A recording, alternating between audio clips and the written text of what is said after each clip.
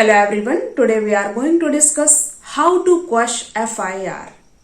First information report, अगर आपके खिलाफ किसी ने झूठी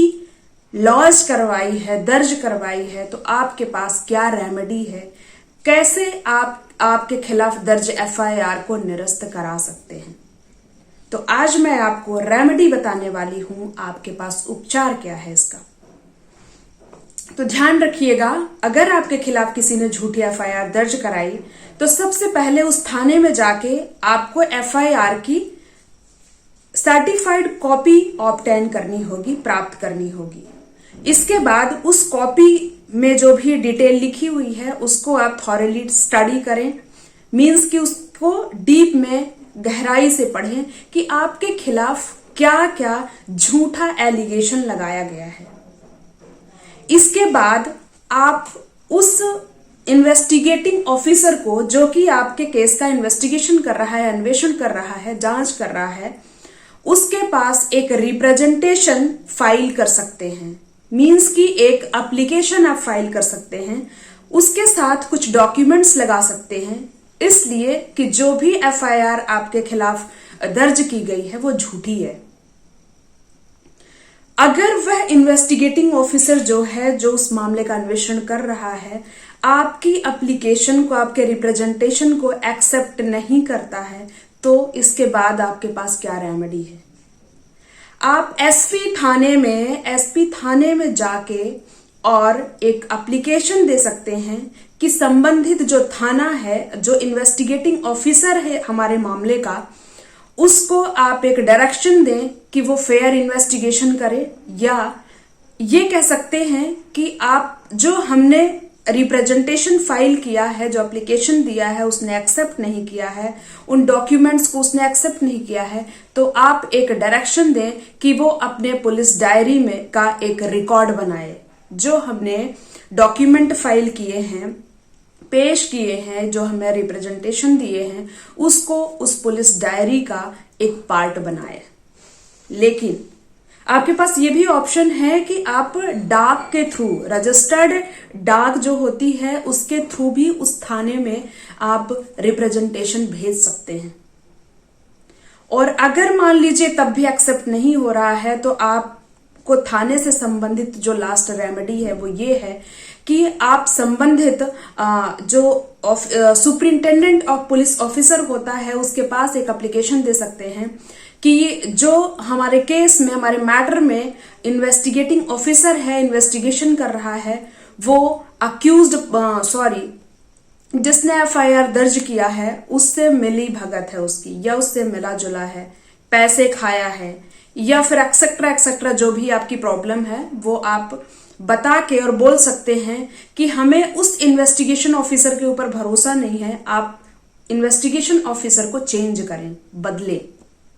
दूसरा इन्वेस्टिगेटिंग ऑफिसर वहां पे होना चाहिए, ताकि फेयर इन्वेस्टिगेशन हो सके। अगर आपकी सुनवाई यहां भी नहीं होती है, तो आपके पास एक ऑप्शन है CRPC की सेक्शन 482, जहां पे हाईकोर्ट को एक वास्ट पावर मिला हुआ है, इनहेरेंट पावर जिसे कहते हैं। इनहेरेंट पावर में हाईकोर्ट को इस CRPC के तहत जो प्रोविजन दिए गए हैं उसको एक्सरसाइज कराने का, या फिर कोई क्रिमिनल प्रोसीडिंग कहीं किसी कोर्ट में अगर अब्यूज तरीके से हो रही है उसको प्रिवेंट करने का, या फिर न्याय तक पहुंचने के लिए, फेयर ट्रायल के लिए जो कुछ भी आवश्यक है, उसके लिए वहां पे कोर्ट में इनहेरेंट पावर हाई कोर्ट को मिला हुआ है। तो जो हाई कोर्ट है उसको एक डायरेक्शन दिया गया था सुप्रीम कोर्ट द्वारा, एक केस के थ्रू। केस था ज्ञान Singh versus state of Punjab, 2012 का केस था, 24 सितंबर 2012। सुप्रीम कोर्ट की लार्जर बेंच ने यह डिसीजन दिया था कि हाई कोर्ट को 482 के तहत एफआईआर को क्वश करने से रिलेटेड वास्ट पावर मिली हुई है, बहुत ज्यादा विस्तृत पावर मिली हुई है। वहां पे 2 गाइडलाइन उन्होंने दिया था कि इस मतलब ये चीजें एक्सरसाइज कर सकता है हाई कोर्ट किसी मामले में, किसी एफआईआर को क्वश करने के लिए। तो पहला था कि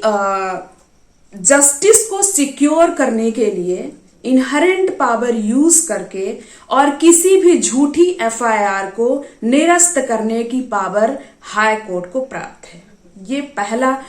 डिसीजन था सुप्रीम कोर्ट का ज्ञान Singh versus state of Punjab में। दूसरा ये था, दूसरी कड़ी ये थी कि किसी कोर्ट के अब्यूज प्रोसीडिंग को प्रिवेंट करने की भी पावर हाई कोर्ट को प्राप्त है। यानी हाई कोर्ट की जो निचली अदालतें हैं जिन पे उनको अधीक्षण की शक्तियां प्राप्त हुई हैं, सुपरविजन की शक्तियां प्राप्त हुई हैं, उस कोर्ट में वो अब्यूज प्रोसीडिंग या गलत तरीके से कोई कार्रवाई करने पे रोक लगाने की पावर भी 482 के तहत, इनहेरेंट पावर के तहत वो एक्सरसाइज कर सकते हैं।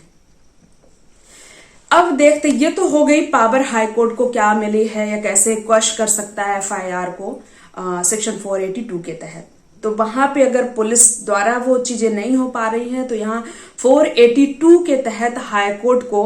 पावर मिली हुई है किसी एफआईआर को, झूठी एफआईआर को क्वश करने के लिए, निरस्त करने के लिए। अब हम देखेंगे कि हाई कोर्ट के पास झूठी एफआईआर को क्वश कराना है अगर अक्यूज्ड पर्सन को, तो उसको कौन कौन से डॉक्यूमेंट या दस्तावेज वहां पे पेश करने होंगे। तो पहला है कि वही सर्टिफाइड कॉपी एफआईआर की जो कि आपके खिलाफ झूठी लॉज की गई है, दायर की गई है। सेकंड है कि जो आपने रिप्रेजेंटेशन बनाया हुआ है, आप पुलिस को, इन्वेस्टिगेशन ऑफिसर जो है, इन्वेस्टिगेशन ऑफिसर को दे रहे हैं और जो उसमें डॉक्यूमेंट लगाए हैं, वो दस्तावेज भी आपको पेश करना पड़ेगा हाई कोर्ट में। इसके बाद है अगर पार्टीज के बीच, यानी जिसने झूठी एफआईआर लॉज की है या और जिसके खिलाफ लॉज की गई है, अगर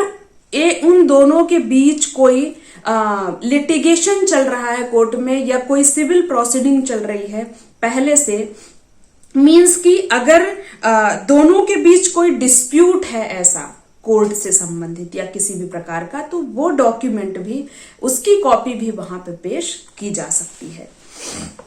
जिससे कि ऐसे डॉक्यूमेंट जिससे कि जो अक्यूज्ड पर्सन है उसकी इनोसेंसी को प्रूफ किया जा सके, वो सारी चीजें प्रूफ की जा सकती हैं वहां पे, फाइल मींस की प्रेजेंट की जा सकती हैं। तो आज के लिए इतना ही। नेक्स्ट वीडियो में नेक्स्ट टॉपिक लेके आऊंगी, तब तक आप मेरा वीडियो देखते रहें। अगर मेरा वीडियो आपको पसंद आए तो please like, share and subscribe करना ना भूलें।